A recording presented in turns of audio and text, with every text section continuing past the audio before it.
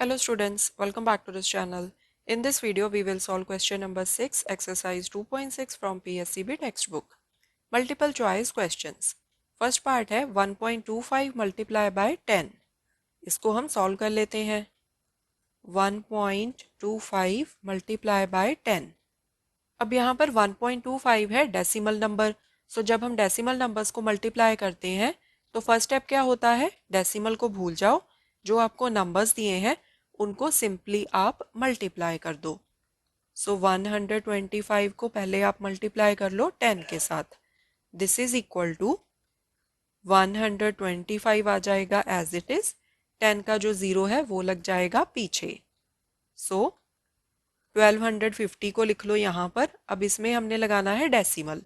सो 1.25 में डेसिमल के बाद है 2 डिजिट्स. 10 में डेसिमल नहीं है. सो इन दोनों नंबर्स में टोटल कितने नंबर ऑफ डिजिट्स हो गए डेसिमल के बाद 2. सो यहाँ पर हम राइट से लेफ्ट की तरफ 2 डिजिट्स छोड़ के लगाएंगे डेसिमल. 1 डिजिट 2 डिजिट, यहाँ पर लग जाएगा डेसिमल. सो 12.50. या हम इसको कैसे लिख सकते हैं, ये जो लास्ट वाला जीरो है इसकी तो कोई वैल्यू नहीं होती, तो हम इसको ऐसे भी लिख सकते हैं 12.5. अब हम देखते हैं कि इन ऑप्शंस में हमें क्या दिया हुआ है. सो यहाँ इन चार ऑप्शंस में सी ऑप्शन है 12.5. So C is the correct option. Second part है if x into 100 is equal to 135.72 then find the value of x. So हमें दिया है x into 100 is equal to 135.72. So x की वैल्यू क्या आ जाएगी, x is equal to 135.72 divided by ये जो 100 यहाँ पर x के साथ मल्टीप्लाई हो रहा था, जब ये दूसरी साइड पे जाएगा तो ये चला जाएगा डिनोमिनेटर में. ठीक है. अब यहाँ पर हमने क्या करना है, डिनोमिनेटर में है 100, सो दैट मीन्स हम डेसिमल को ऊपर शिफ्ट कर देंगे. सो अब इसको सॉल्व करके क्या आएगा, ये जो न्यूमरेटर है इसको हम एक बार यहाँ पर लिख लेते हैं आपको समझाने के लिए. डेसिमल था यहाँ पर 135.72. अब डिनोमिनेटर में है यहाँ पर 100, सो 1 के बाद है 2 जीरो. सो हमने क्या करना है, जो डेसिमल यहाँ पर है इसको हमने 2 प्लेसेस और लेफ्ट की तरफ शिफ्ट कर देना है. ठीक है. सो डेसिमल यहाँ से शिफ्ट होके आ जाएगा यहाँ पर. ठीक है. सो x इज इक्वल टू 1.3572. ठीक है.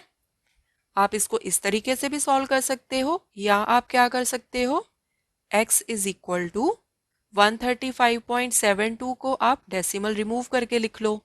ये क्या आएगा 135.72.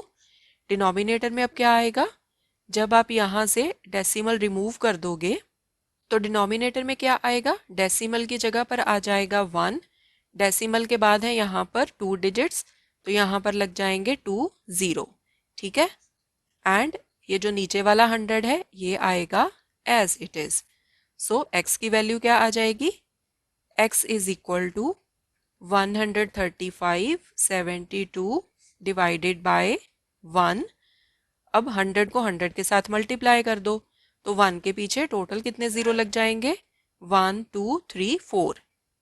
1 2 3 4. So this is equal to, numerator को लिख लो एज इट इज. डिनोमिनेटर में 1 के बाद है 4 जीरो, सो राइट से लेफ्ट की तरफ 4 डिजिट्स छोड़ के हम लगा देंगे डेसिमल.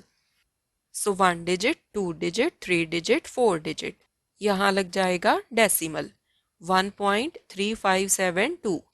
सो आप इसको किसी भी तरीके से सॉल्व कर सकते हो. अब हमने देखना है कि 1.3572 कौन सी ऑप्शन है. सो ऑप्शन है B. So B is the correct answer.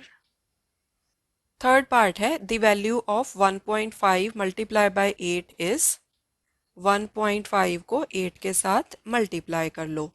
So first step क्या होता है, डेसिमल को भूल जाओ, सिंपली मल्टीप्लाई करो. सो 15 इंटू 8. सो 15 8 ज़ा 120. सो यहाँ पर लिख लो 120. अब हमने इसमें लगाना है डेसिमल. 1.5 में डेसिमल के बाद है 1 डिजिट, 8 में डेसिमल नहीं है, सो इन दोनों नंबर्स में टोटल कितने नंबर ऑफ डिजिट्स हो गए डेसिमल के बाद 1। सो यहाँ पर हम राइट से लेफ्ट की तरफ एक डिजिट छोड़ के लगाएंगे डेसिमल। सो 1 डिजिट यहाँ पर लग जाएगा डेसिमल। अब डेसिमल के बाद तो जीरो का कोई मतलब नहीं है, सो इसको हम लिख सकते हैं 12। सो 12 ऑप्शन है C. So C is the correct answer. So this was question number 6. In the coming videos, we will solve more questions. Thanks for watching. Take care.